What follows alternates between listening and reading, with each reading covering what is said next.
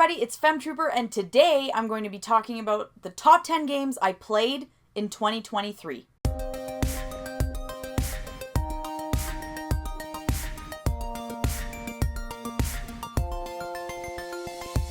I beat 21 games last year, and I've ranked them all, so today we're going to talk about the top 10. Some of them are new games, some of them are old games. I play all sorts of games throughout the year. I don't just play new games, I try and catch up on something that maybe came out 15 years ago, and then I play something that just came out like this month. So I'm all over the place. I love to kind of split it up and play an old game, play a new game, play a console game, play a handheld game. I play it all, and we're going to talk about the best ones that I played last year. Before I do that though, make sure to subscribe if you aren't, click like, and definitely tell me in the comments below, what were your best games of 2023? They don't have to be new ones. What did you play in 2023 that was just great? I will say that I replayed my very favorite game of all time, Earthbound, last year.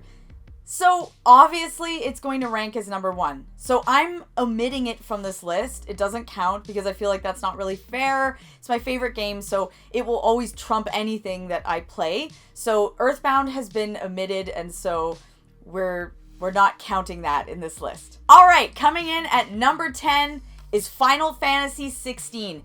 Yes, it's way higher than I thought it would be, but it has a lot of memorable moments and it has an amazing score. So there are things about it that I really like, but it just didn't, it's not like my number 1 game, you know? Like, it's really good, but it's not a favorite Final Fantasy. Like, for instance, I played Final Fantasy 1 last year. I like this a little bit more than Final Fantasy 1, despite that being a really cool game. I played mostly awesome stuff last year, so even the games below this one are still really good. But Final Fantasy 16 does have some really cool stuff going for it. It's very exciting. It has a lot of really neat cinematic moments, neat stuff. I really like the main character, actually. Clive was really cool. One of my favorite Final Fantasy protagonists. He's a really good guy, and I like him. And the score, I really enjoyed it more than I thought. I mean, it was really good. I've listened to it outside of playing the game, and that has to count for something. At number 9, we have Blue Reflection Second Light. This is a really great game. The more I thought about it, I was like, yeah, this has to be in the top 10 because it's a really solid, great traditional JRPG. It's turn-based. It's very, very weeby. It's very nerdy. But it's great. It's a really, really fun experience. I definitely recommend it if you like anything that's really like, you know, silly Japanese stuff. Now, it's not a silly game per se, but it's really weeby. So definitely give it a shot if you've never tried them. I do think you should play the first one before you play the second, but it's not absolutely necessary, but I think you should. I think it makes the experience a little bit more fun. But it's a really cool game. It's very cozy, it's very chill, it's very relaxing, and usually that's not my vibe, but I did like it here. I like what they did here. It's really exciting. You really, really want to know what's going to happen to these girls, what is going on with them. They're at this school, they don't have any memories, they're trapped on an island. Like, what is going on? Really cool. Excellent dungeons, fantastic dungeon design. It blows the ones from the first one out of the water. Like, the first one is just okay. The second one, great dungeon design. I have to say, I will definitely comment on that. I love the way the enemies look. There's a lot of really cool things in this game, so definitely check it out. At number 9, we have Yakuza 3 Remastered, which is in this collection here I have for PS4. I loved it. I really did. Now, if I'm going to play a Yakuza game, the chance of it making it into my top 10 list for like best games played that year, it's high. I really, really just love them, so I'm kind of biased towards the series. Even Yakuza 3, which is kind of like supposedly like the worst one, I still really, really enjoyed it. I had such a good time with it. It's not that long, and it's different, so to me, it was kind of like a little bit refreshing in a way, because it really is a lot different than the other ones in the series because of the location and even just the story content. The fact that you are running an orphanage, there's a lot of main story events that, you know, you're dealing with all the kids that you're looking after as Kiryu. Very bizarre, kind of strange, but hey, it was kind of a nice new take on it, and I really enjoyed it. At number 7, we have Fire Emblem Engage. This is my new favorite Fire Emblem game. It used to be Awakening, but this has topped it. I love this game. It's funny because it's really divisive. I'm not a Three Houses fan, so I'm on the side that didn't really care for that. And then there's people who really don't like Engage, and I'm like, oh no, because I really liked it. I actually, like, couldn't wait to see what happened next. I loved that there were a ton of characters that you kept meeting. It really felt like this big world journey. I loved it. I thought Fire Emblem Engage had everything I wanted in a Fire Emblem game. It's going to be hard to top for me personally. And the art style was absolutely gorgeous because it was so anime, but really, really beautiful. Such a great game. It's great Fire Emblem gameplay, even if you don't care about the story. It's really good. Definitely don't miss on that one. It's a great place to start as well if you've never played one. Coming in at number 6 is Super Mario Bros. Wonder. Love this game. It's a funny one because I didn't love it instantly, but the more I think about it, I really enjoyed it, and I can't wait to replay it again. It's a great game. It's a really solid experience. It's what you want from Super Mario that we've kind of been wanting for the last 10 years or so. I feel like they finally okay, here's the game you wanted in the Mario series. It's really great. It's 2D platforming at its finest. Nintendo usually doesn't disappoint, but yeah, this one, really, really, really, really cool stuff. Every level is unique and different. I find that sometimes you'll go to a world and it's like Desert World and all the levels are relatively, the same, but just in the desert setting or in the ice setting or whatever, right? Jungle, it's so kind of obvious and cliche. This does that, but every single level is like, whoa, kind of wacky and weird and different. Versus I feel like you would always get that one weird level. Every level is weird. It's great. We are in the top 5 now, so let's check it out. Let's get right to it. Number 5 is Stella. I can't recommend this enough. I've been in collab videos recommending it. I've recommended it on my own channel. I can't kind of shut up about it. This is a really great game. Just play it. I hate farm sims. This is not a farm sim, so I'm just going to kind of leave it at that. I've said enough. It's a great action JRPG with a little bit of farming, but not that much. And if you don't like farming, it's enough that it's like, it doesn't matter. You'll be fine. And amazing sci-fi story. Who would have thought? I honestly wouldn't have thought Stella when I first saw it at, I think it was in a direct a couple years ago. I did not think that was going to be a crazy sci-fi adventure. It is. I won't say in what way because it was fun to kind of experience it for myself, but it's very different. It's the kind of story that really hooks you and you gotta know what's going on. It's gorgeous. I love the art style. I know this is like not a AAA title, but it should be. It's a really, really solid JRPG. At number 4, we have Crisis Core Final Fantasy Reunion.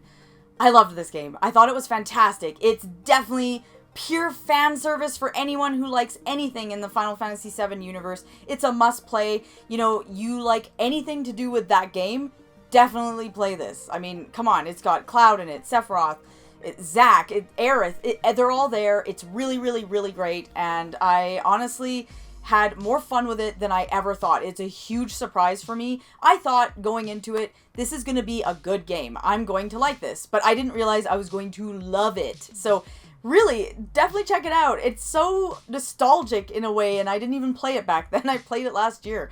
It's just, I felt like I was a teenager again playing it. I felt like it was the early 2000s. It was a really nice feeling to play it. It's not very long. It's really fun. It has a really, really good story, and the ending is very emotional and so worth it and just really, really good.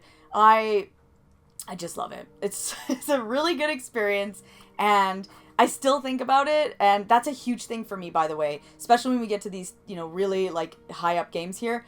If I'm still thinking about it and it's still kind of like I'm holding on to it because I can't get it out of my brain. That's big. I mean, games that are forgettable, go away. But these games, they stick forever. Also, one thing to keep in mind here with some of these games is, what's the difference between number 4 and number 5? I mean, I don't know. Like, it's hard. And there are days when I'm like, I don't know, I think I might have actually liked Stella more than Crisis Core. I don't know, whatever. I'm just going with a list here and we'll just go with it. At number 3, we have Star Ocean, The Divine Force. Holy smokes. I love this game. It's everything for me. I really, really like it. And I don't care about the Uncanny Valley thing and that the characters look really freaky and weird. Because I first saw it and I was like, oh, I mean, yeah. It's really good though. I swear definitely play it. And I know everyone's playing Second Story R. That's probably my next game I'm going to play. But I really like the Divine Force. It was my very first entry into the Star Ocean series. I wanted something really, like, interesting and sci-fi, but space related. And it's like, this is great. I don't know how I missed out on this series, but I'm going into all of them now. I'm really excited. I can't wait to dive in. This is everything I want in the sense that it's really, like, not whimsical. Like, I don't want to say it's like Earthbound, but it's very, it is kind of whimsical. It's fun. It's not some dark, sad game. It's really fun with great characters, and you meet different characters on your journey, and you're going to different towns, and new things happen. It's exciting. It's a world journey. I like that. I want a world map going to different places. I don't want to just stay in the same town. I know some games do that, and they're fantastic, like Persona 5, but I really want to go on a big adventure. I literally want to go to a different continent. I love that. And this is that. You get to go to all these different places with a really fun party. There's great interaction. It's interesting and gets kind of weird at the end, and I was really all for it. At number 2, we have a Dragon Quest game, and that is Dragon Quest VIII. Oh my gosh, I know it took me this long to play it, but this was my Dragon Quest game that I picked for last year to play, because I pick one every year. I only have 3 left to go, so at some point I won't have any more to play, and I will be very upset. But for now, Dragon Quest VIII was on the list last year. I decided to go for it, and I was not disappointed. It is so good, and everyone has said that, obviously, but now that I've experienced it for myself, I can tell you 100%. Dragon Quest VIII is amazing. I still prefer 11. It was my first one. Something about it. I just love it. But 8? Oh my gosh. Like, this is a great game. Dragon Quest VIII is really, really awesome. It's so comforting and fantastic. It is, you know, it's got everything. It's got great music, a great battle system, great characters, a great world to explore, fun towns, fun everything, cool enemies, cool everything. Like, I have nothing bad to say about it. It was such a great time. I loved it. I just want more games like this. Come on, like, it was amazing. And now we have my number 1 game of the year, which some people might be able to guess, and that is Theater Rhythm Final Barline. Another one I'm kind of ready to stop talking about, because I talk about it a lot, but that's because I love it. And this one is number 1 for me, similar to the way Mario Kart 8 is my favorite Switch game, because it's a game you can never kind of stop playing. As much as I love JRPGs, trust me, Earthbound's my favorite game of all time. But in terms of games that I can always play, like, I'm not gonna always be just play, like, I don't replay JRPGs. Only sometimes do I do that, if it's like a special game like Earthbound. But I usually don't. And so they're too long. I don't have the time. But I always make time for a fun, 20 minutes of rhythm games. I just love playing Theater Rhythm. And when I first got this, I was like, I'm going to play every single song. I was so hyped on it. It's the most fun on the Switch. I was playing this game. I know this is crazy, but I was playing it on the treadmill. I was having the best time. It's just great. Like, Theater Rhythm Final Barline is top notch. It's the best rhythm game I've ever played. I recommend it to anybody who just likes music, because trust me, there's tons of tracks and games on here that I've never played, but could care less because it's so good. Final Fantasy music is really good, even the stuff that's not Uematsu. Like, it doesn't have to be his stuff. There's other stuff that's great, other great soundtracks and great just random games that you're like, what is that? But the songs are amazing. I really can't speak highly enough about Theater Rhythm in general, but Final Barline took everything the series was and just amped it up, and it is phenomenal. So those were the best games I played in 2023. Some old, some new, and I had a great year, as you can see. Like in my last video, I beat 21 games, so yeah, there are still a lot of other ones. And like, even games that I didn't mention today were still really good. It was hard. I only played a couple, like, ones I would kind of just put a thumbs down to. But overall, I had a fantastic year. And I am so excited for this year, for 2024, to see, A, what I beat and just what ends up becoming a new favorite. That's the most exciting part, is, I put in Stella. I didn't think this is going to be one of my favorite games ever. Like, who knows? I'm like, oh, okay, I'll play Star Ocean. And then it ends up being one of the best. So that is the most fun thing about playing games. And I'm so excited about it. I want to know, again, what did you play last year and what did you love? let me know in the comments below. Make sure to subscribe, comment, and like, and I'll see you guys in my next video.